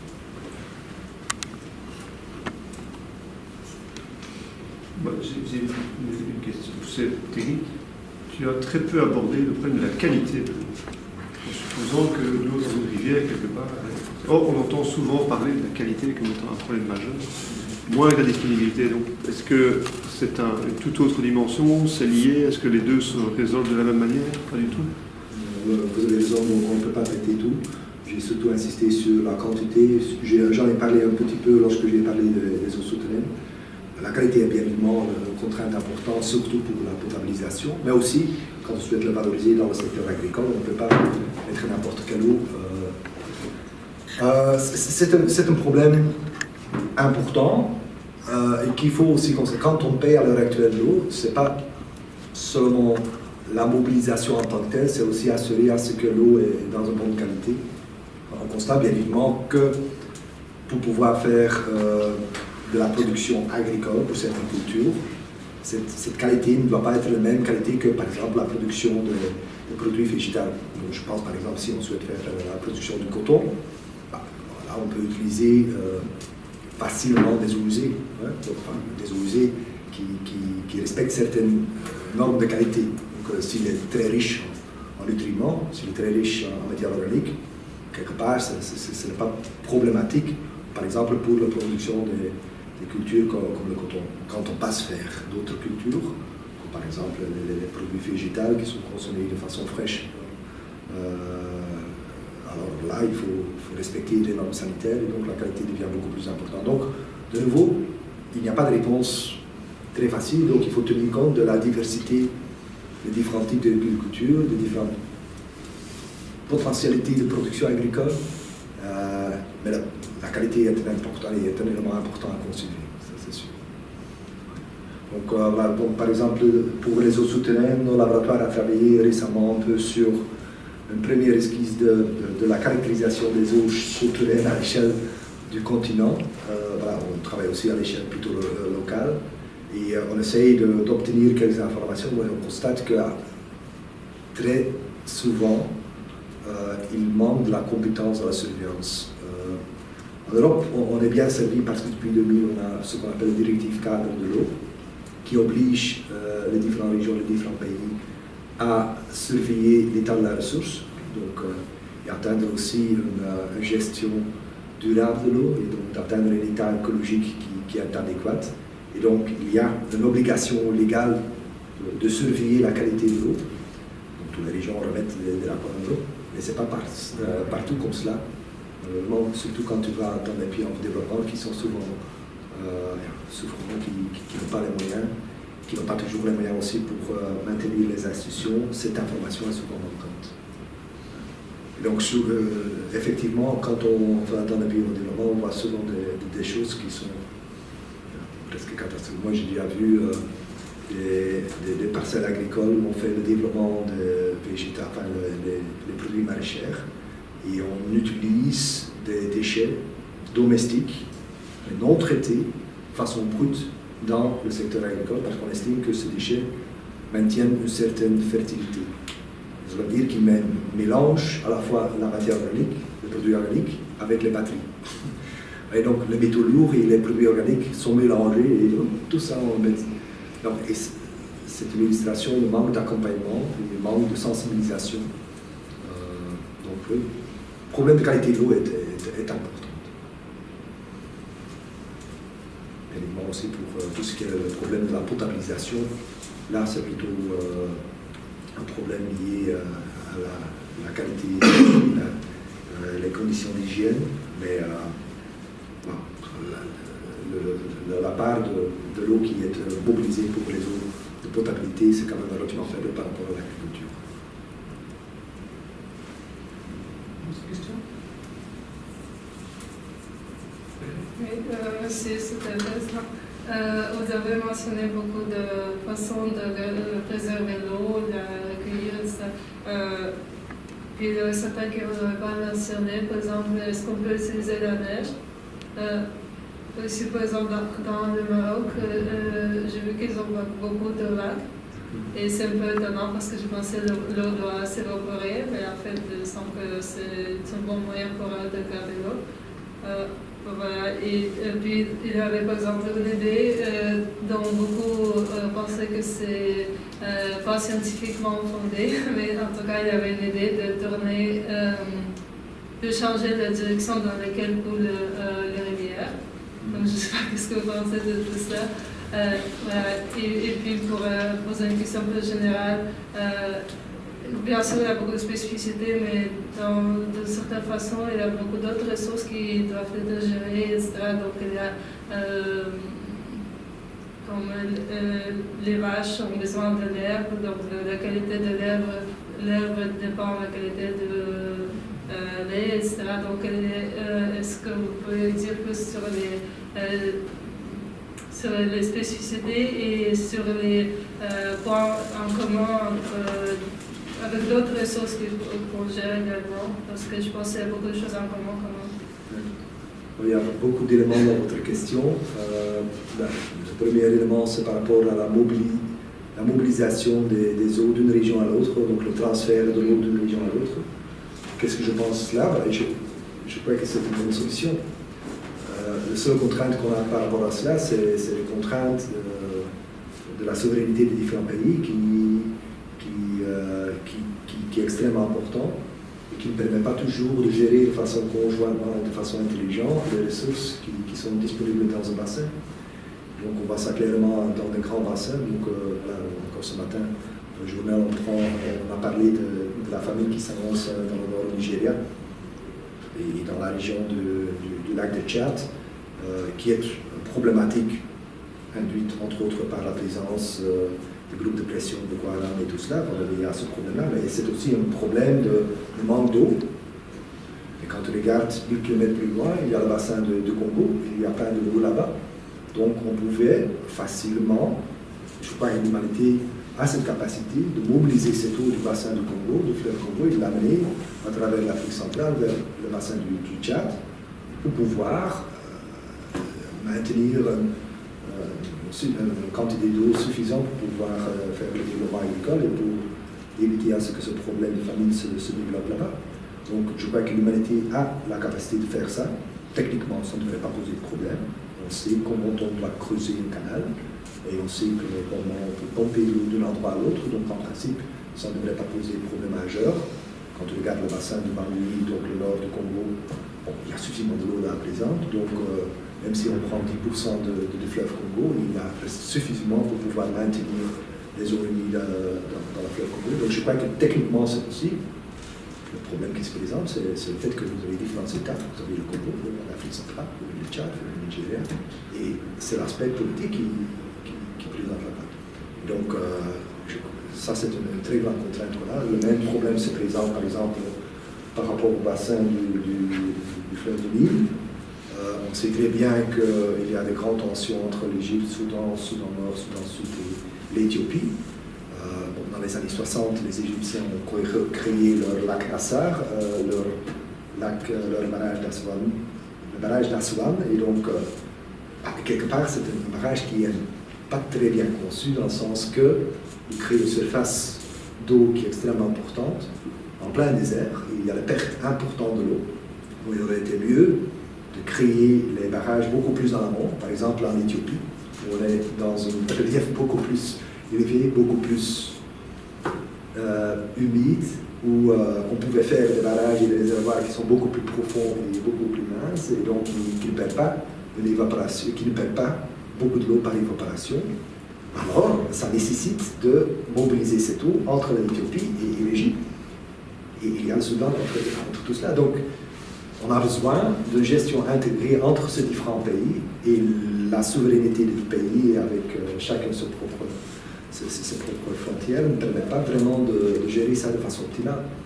C'est un peu ça l'idée qui a été avancée lors de la conférence de Dublin de 1996, lorsque on avait lancé l'idée de la gestion intégrée des ressources en eau. C'est donc, quand on souhaite gérer les ressources de façon optimale, il faut les gérer de façon intégrée, pas seulement intégrée dans le temps, pas seulement intégrée à travers les différents secteurs, mais aussi intégrée dans l'espace. Et donc, il faut tenir compte du fait que l'eau ne parle pas de langue, l'eau ne connaît pas les frontières qui existent entre les différents pays, et ça coule d'un monde vers là-bas. Et voilà, si on reconnaît cela, on peut gérer l'eau beaucoup plus efficace.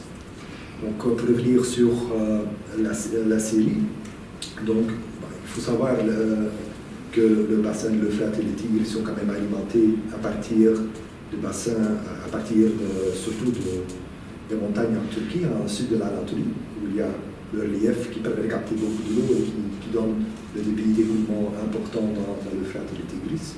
La Turquie a décidé maintenant de développer dans le sud de l'Anatolie le secteur agricole de façon massive et réduisent considérablement le débit. Et donc c'est évident que ceci génère une pression importante sur la quantité d'eau qui est disponible pour les Syriens. Et voilà, c'est un des facteurs qui a déclenché la problématique qu'on connaît à l'heure actuelle. Ouais, donc, si on pouvait éliminer les différents états qui existent à l'heure actuelle et faire une gestion vraiment à l'échelle mondiale, techniquement, on peut résoudre tous les problèmes. C'est le problème de distribution. Donc, à l'échelle mondiale, il me semble-t-il que c'est plutôt un problème politique qu'un problème technique.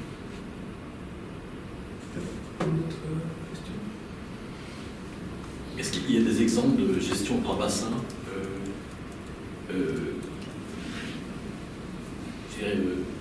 transfrontaliers oui.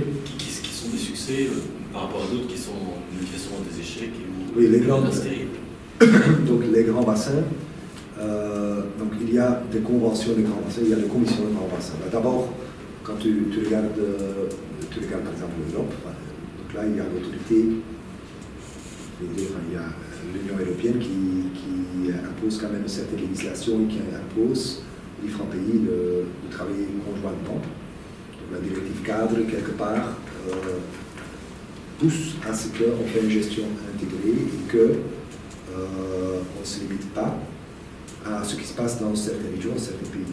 Par exemple, si on va gérer en Belgique l'eau de l'ESCO, eh bien, on va parler avec les Français, on doit parler avec la Viole, on doit parler avec les régions bruxelloises, les Flamands et les gens aux Pays-Bas pour pouvoir gérer cela. Et donc il y a la commission de l'ESCO qui est là, qui accompagne la mise en place de plans de gestion au niveau de l'ESCO. Donc je crois qu'en Europe, on a un certain succès, il y a certaines commissions des bassins qui fonctionnent relativement bien.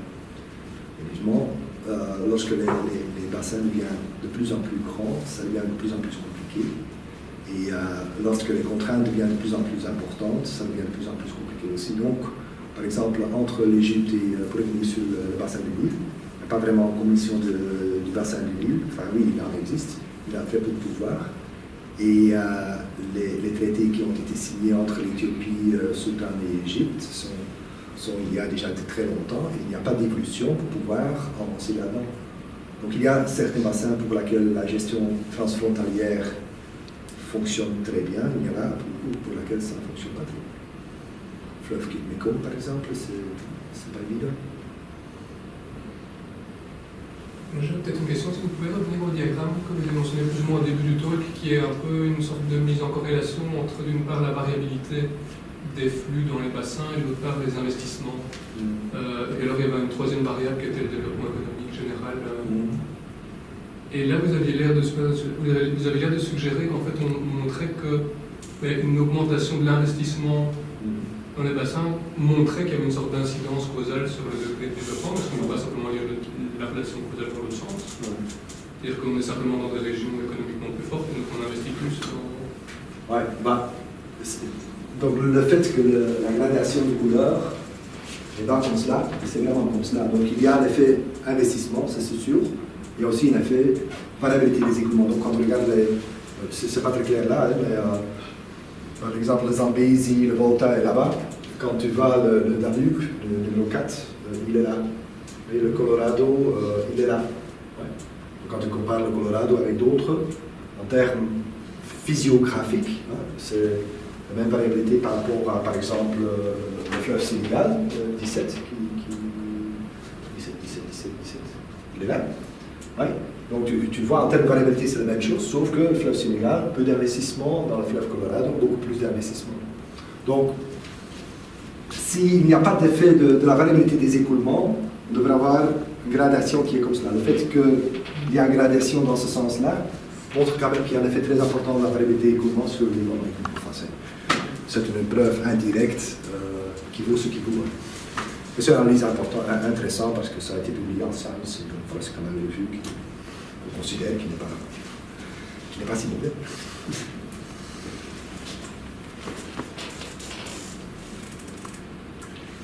J'ai une petite question. C'est pas le parallèle avec l'énergie. Donc, plusieurs fois dans la présentation, on regarde le fait que ce n'est pas un problème technologique. Manifestement, on a toutes les clés en main pour pouvoir résoudre le problème de l'eau. On va dire ça comme ça, globalement. On n'attend pas énormément. Je dirais que dans l'énergie, on est un peu en situation similaire. Pourtant, quand on discute avec les gens, on dit « Ah oui, mais le progrès technologique va faire ci, va faire là, va faire etc. » Et quand j'étais en Afrique, au Burkina Faso, j'ai vu des gens qui plantaient du jatropha, ils disaient « Ah, le jatropha, c'est extraordinaire, ça pousse sans eau, ça va faire en plus de l'huile. » Et ce truc ne pousse pas sans eau. Et donc, est-ce qu'il y a dans le domaine de l'eau aussi cette croyance que la technologie, ou qu'elle soit génétique, qu'elle soit purement, je dirais, de l'ingénieur, va améliorer les choses naturellement sans faire d'efforts? Est-ce qu'il y a aussi cette mentalité qui perdure et qui, quelque part, empêche de réellement faire les changements nécessaires? Je crois que c'est partiellement le cas. Donc, c'est pourquoi que je dis qu'il faut travailler surtout sur à la fois l'aspect technologique. Il y a une marge de progression à faire, et c'est là plutôt aussi démontrer qu'est-ce qui fonctionne, qu'est-ce qui ne fonctionne pas. Et donc, par rapport à la valorisation des ressources non conventionnelles dans la technologie des salamandres, par exemple, il y a certainement encore beaucoup de progrès à faire. Dans tout ce qui est la valorisation des eaux usées, il y a encore beaucoup de progrès qui doivent faire. Mais ce n'est pas ça qui va résoudre en tant que tel le problème. La résolution, me semble-t-il, se trouve plutôt dans les aspects organisationnels, social, culturel, institutionnel des choses. Donc c'est pourquoi que moi j'insiste beaucoup, c'est aussi pourquoi j'investis un peu dans ce nouveau forum, même si ce n'est pas toujours si idéal, mais je crois que là, en tant qu'institution ici, on peut vraiment faire une différence, parce que c'est là où on peut créer ensemble effectivement l'expertise, sciences humaines, sciences sociales, culturelles, etc., mettre ensemble avec les ingénieurs pour vraiment penser sur les bonnes solutions qui sont des solutions durables. Donc, oui, je crois qu'on est un peu dans la même situation qu'il y a peut-être encore trop de gens qui pensent que la technologie va résoudre tout. Moi, je ne crois pas que c'est seulement la technologie. Il faut vraiment avoir cette vision. Je peux te donner des conneries, mais ce n'est pas à faire avec le... Bah oui, c'est quand même un peu à faire avec le problème de l'eau. Je connais un très bon exemple. C'était au Maroc aussi, notamment dans les régions des périmètres irrigués où on fait la production des palmilles dattiers. il y a un problème majeur qui se présente là avec une maladie qui se développe, qui s'appelle le bayout. Et alors pour lutter contre, donc c'est une moisissure qui se développe sur les dattiers qui permet de réduire, qui réduit considérablement la production des palmiers dattiers dans cette région. Et quand on sait que le palmier dattier c'est la production qui génère de revenus pour les agricultures, c'est quand même très important. Alors ce bayout, c'est un problème, mais on a une solution technique. En solution technique, on peut proposer des nouveaux variants de palmiers dattiers qui sont résistantes à cette maladie. Et ça a été développé par le grand programme d'amélioration végétale dans les années 80-90 du siècle précédent. On l'avait proposé aux agriculteurs, mais n'a pas été introduit en tant que tel, parce que les agriculteurs conçoivent que quelque part, cette solution n'est pas suffisamment adaptée à leurs besoins, parce qu'ils estiment que la solution qui était proposée ne permettait pas d'avoir la même production. Et donc c'est un problème de conviction.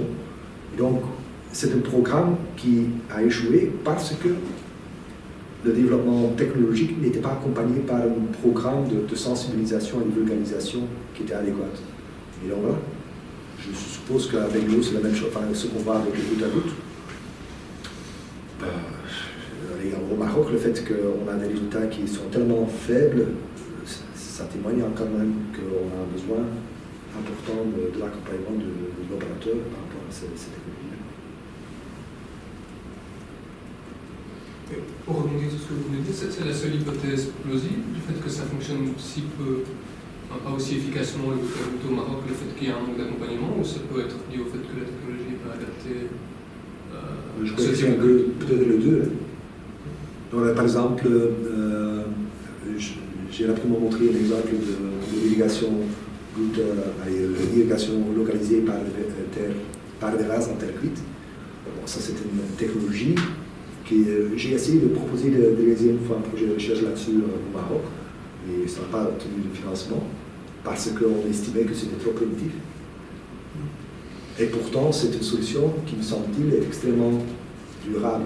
On valorise des matériaux qui sont sur place, on valorise l'artisanat, parce qu'il y a plein de gens qui font de la poterie dans cette région. On peut l'introduire, donc, en termes de... Vous avez besoin de plus de main-d'œuvre pour pouvoir mettre en place ce type de dispositif. Mais bon, il y a la main-d'œuvre, les gens cherchent du boulot, donc pourquoi pas. Donc, typiquement, ce sont des solutions, mais la conviction, c'est qu'il n'y a pas suffisamment de femmes, de pompes, de technologies plus hautes, donc il n'y a pas suffisamment de béton, donc on n'y croit pas. Pourtant, moi, j'y crois beaucoup, mais je n'étais pas suffisamment convaincant pour pouvoir lancer ce projet-là.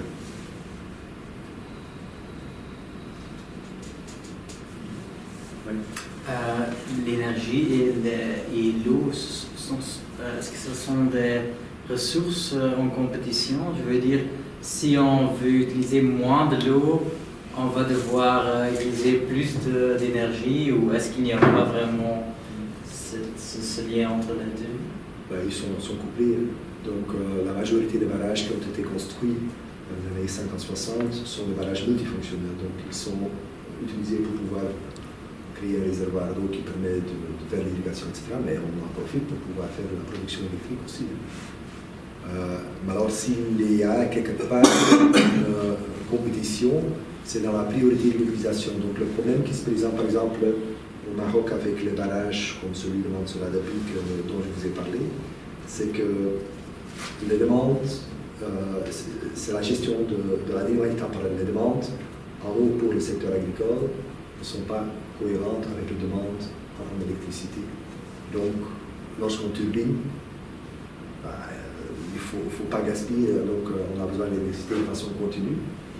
Et le secteur agricole en a seulement besoin quand il y a la saison culturelle.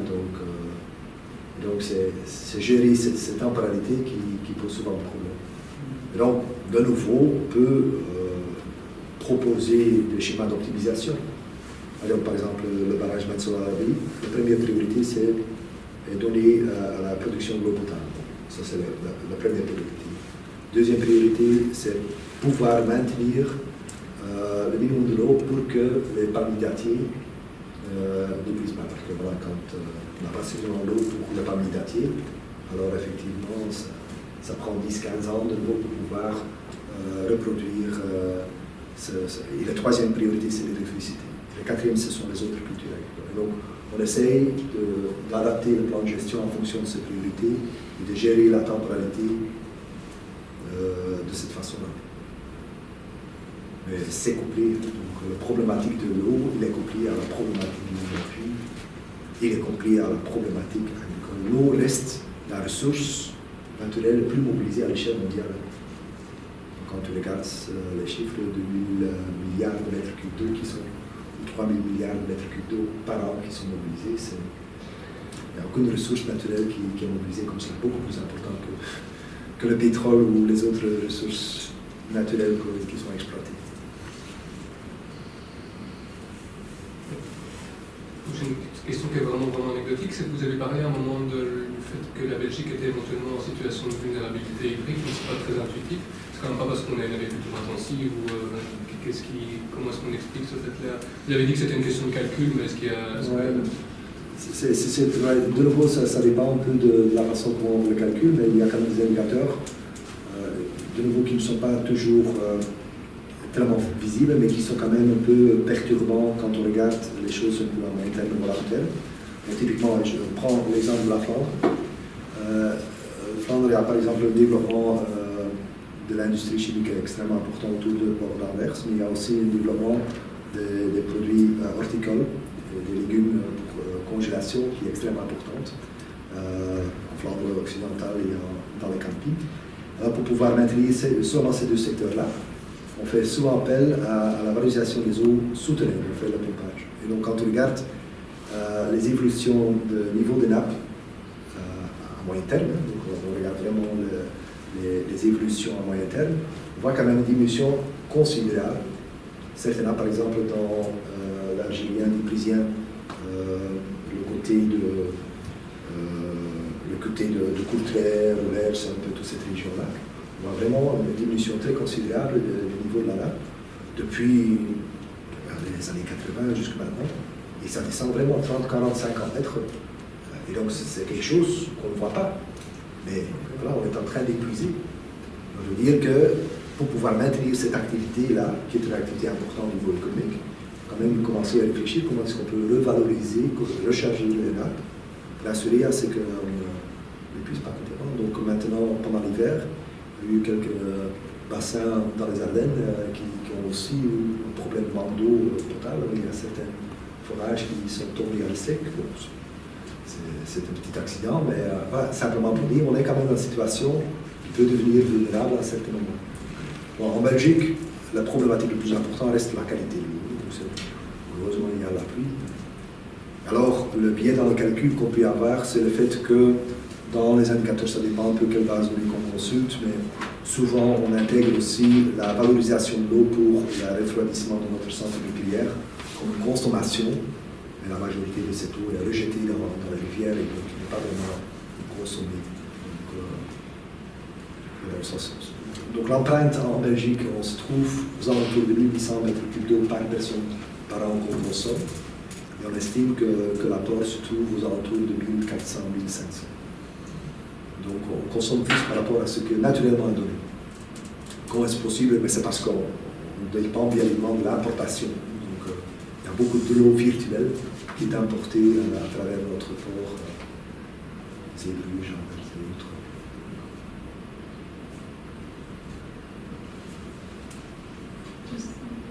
Ça va encore, et vous pouvez pas dire si on peut prendre de l'eau des océans? L'eau des océans, oui, donc il est valorisé. C'est ça le processus du cycle hydrologique. C'est le grand moteur de la distillation de l'eau salée qui va évaporer l'eau des océans, le faire retourner sous forme d'évaporation dans l'atmosphère et ça retombe sous forme de précipitation. Donc c'est déjà une valorisation très importante. Mais est-ce qu'on pouvait dessaler directement? Oui, c'est extrêmement énergivore. C'est quelque chose qui se justifie lorsqu'on est dans des pays comme l'Arabie Saoudite ou lorsqu'on est vraiment dans des situations de l'eau, de pénurie d'eau, et ça se justifie pour les eaux potables, ça ne se justifie pas du tout pour l'eau agricole. Donc, il faut savoir que le coût associé à cela, enfin, c'est très variable, mais des alentours, par de grandeur de quelques dizaines d'euros par mètre cube de dessalement. Et c'est quelque chose qu'on ne peut pas payer pour la production agricole. Il ne faut pas oublier que la production, par exemple, de 1 kg de matière sèche consomme 1000 mètres cubes d'eau par an, enfin 1000 mètres cubes d'eau pour réaliser cette kilogramme de matière sèche. Donc il n'y a personne qui va payer 30 000 ou 10 000 euros pour 1 kilogramme de tomates.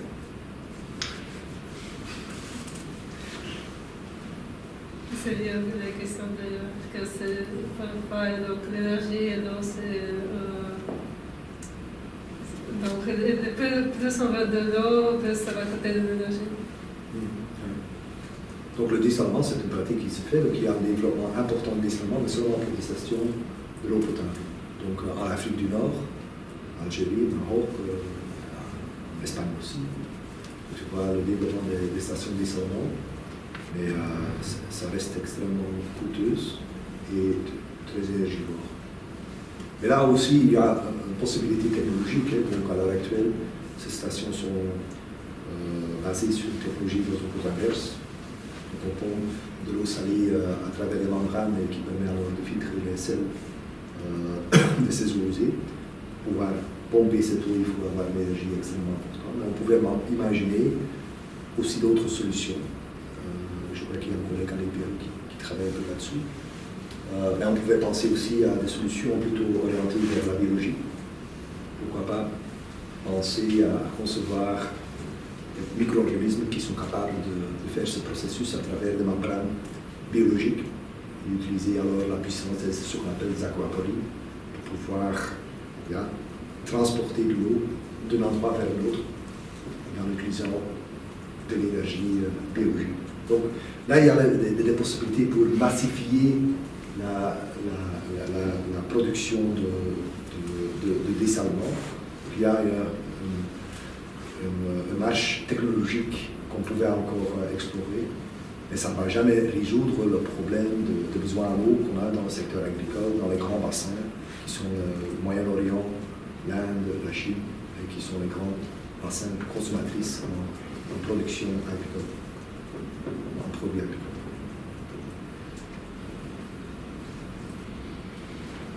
Il faut encore un tout petit peu de temps si vous voulez placer une question. Oui, donc chaque fois qu'on achète une production agricole venant d'ailleurs, en fait, on apporte de l'eau. C'est ça. Alors, est-ce qu'il y a un indice qui permet de voir si ou non c'est légitime d'acheter, par exemple, du blé dans telle région, alors que dans cette région-là, il y a déjà un déficit chronique d'eau, par exemple, qui fait que ces produits sont au détriment d'autres cultures, d'autres populations. En fait. Ouais. L'indice, c'est l'empreinte. Une empreinte, ça oui. C'est l'empreinte de l'eau, ça existe. Et donc voilà, ceux que vous voyez ici sont typiquement basés là-dessus. Oui, cet indice existe et moi je crois que c'est important. Bon, c'est pas facile de faire intervenir cette notion de l'empreinte de l'eau dans la réflexion. J'ai été par exemple impliqué dans un groupe de travail au niveau de la Comédie flamande récemment. Par rapport, il y avait un groupe de travail qui a été créé dans l'Académie des sciences justement pour pouvoir réfléchir sur une problématique de l'eau à moyen terme en Flandre, notamment par rapport à tout ce qui est protection contre les changements climatiques, augmenter la résilience. Et à plusieurs reprises, j'ai essayé d'insister sur l'importance d'intégrer la notion de l'empreinte de l'eau dans la réflexion. Et visiblement, les gens n'ont pas encore vraiment incorporé cela.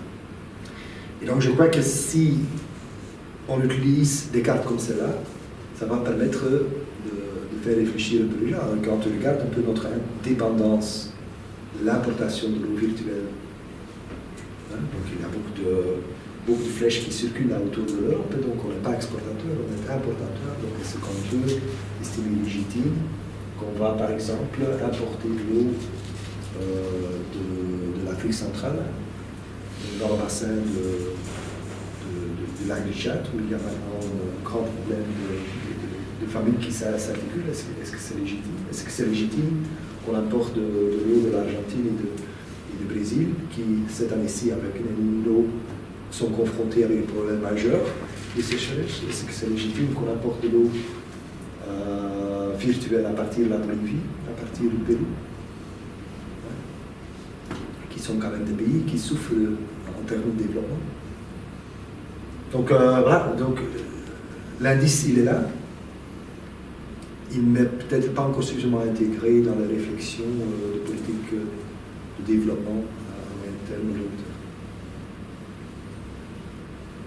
terme. Et par exemple, à l'heure actuelle, en Belgique, il y a très peu d'études qui nous sont faites sur c'est quoi l'empreinte exacte des Belges dans le domaine de l'eau. Moi, je demande tous les ans à nos étudiants bio-ingénieurs premier cours d'hydrologie, j'essaie de faire un petit calcul avec eux pour qu'eux ils se rendent compte quel est leur conseil. Il y a des petites applications sur le web, un peu qu'est-ce qu'on mange, quel est notre déplacement, combien de voyages est-ce qu'on fait, qui permet de calculer comme cela. Donc il y a des calculatrices, mais c'est pas encore très intégré dans la réflexion à l'échelle, disons, de planification. On a encore le temps pour une dernière petite question.